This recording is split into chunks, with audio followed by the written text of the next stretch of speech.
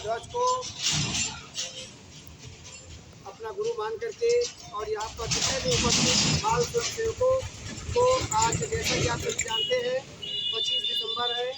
आज पूरे देश में पूरे विश्व में तुलसी पूजन दिवस मनाया जा रहा है। आज महावीर शाखा में उपस्थित सभी बाल स्वयंसेवकों को और समस्त देशवासियों को तुलसी पूजन दिवस की हार्दिक शुभकामनाएं और बधाई। जैसा कि आप सभी जानते हैं तुलसी बहुत ही पवित्र पौधा है।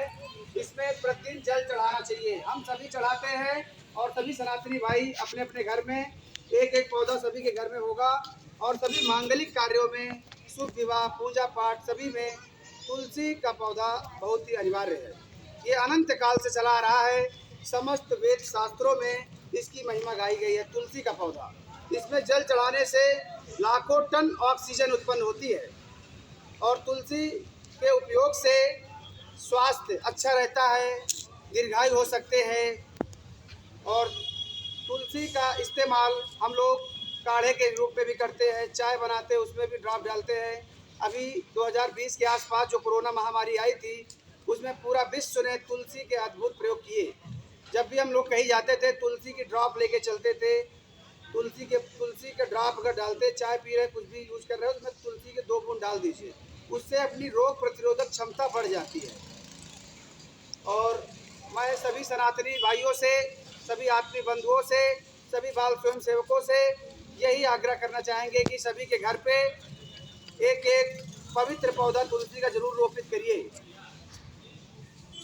और इसकी पत्तियां प्रतिदिन 2 पत्ती 4 पत्ती जरूर खाइए। आयुर्वेद, इससे स्वास्थ्य भी अच्छा रहेगा, आरोग्यता भी आएगी, निरोगी भी रहेंगे। ये भक्ति की ओर भी ले जाता है, आध्यात्मिक की ओर भी ले जाता है और अच्छे स्वास्थ्य की ओर भी ले जाता है। और संघ, राष्ट्रीय स्वयंसेवक संघ 1925 से देश के लिए, देश में बिखरे हुए हिंदुओं को एकत्रित करने का काम करता है।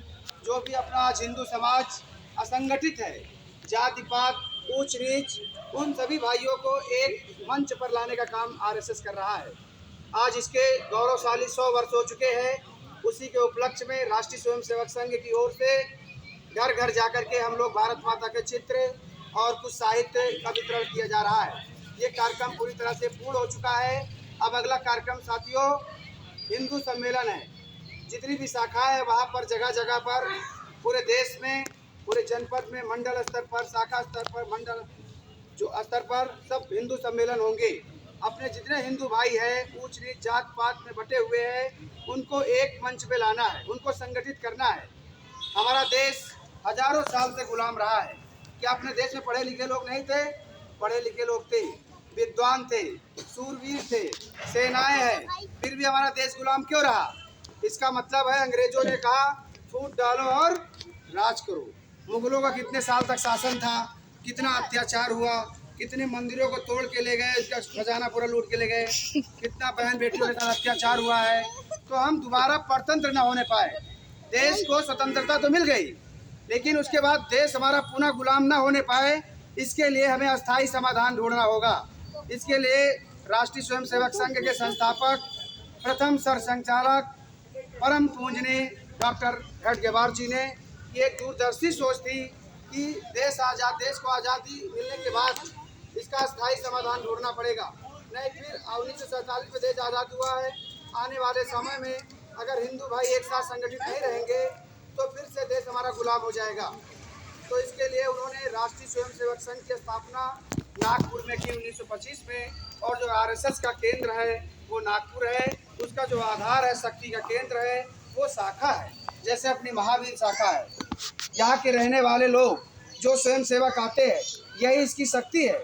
अपना हिंदू समाज संगठित रहेगा तो हमारा देश संगठित रहेगा। और हम सबका प्रार्थना डेली करते हैं, परम वैभवन नेतु राष्ट्रम समर्था भवत्वा सिसाते व्रतम।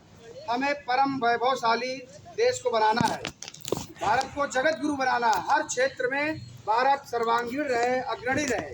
उस क्षेत्र में राष्ट्रीय स्वयंसेवक संघ निस्वार्थ भाव से लगातार कार्य कर रहा है।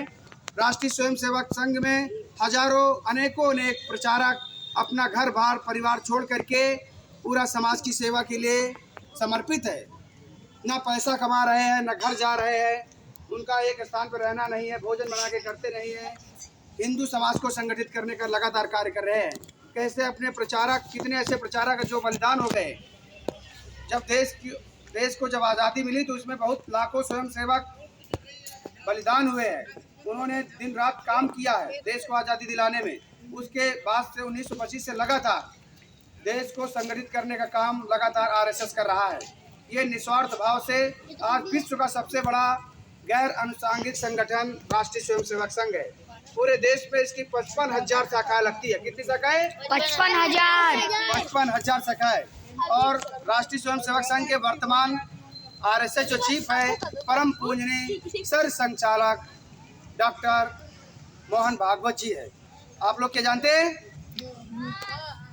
तो शाखाएं साथियों कई प्रकार की लगती है। प्रभात शाखा, सुबह में शाखा, सायंकालीन, शाम को शाखा। कुछ शाखाएं होती है साप्ताहिक, जिसमें सप्ताह में मिलना जुलना होता है। कुछ मासिक होती है जो महीने मिलते हैं। कुछ होती है मित्र मंडली, कुछ होती है जो 6 महीने मिलते हैं। तो कई प्रकार की शाखाएं हैं। आज आरएसएस के 40 से 50 से ज़्यादा संगठन काम कर रहे हैं। और समय ज़्यादा न लेते हुए मैं अपनी बात को यहीं पर विराम करना चाहूँगा। संघे शक्ति कलयुगे, कलयुग में संगठन में ही शक्ति होती है। भारत माता की जय। भारत माता की जय।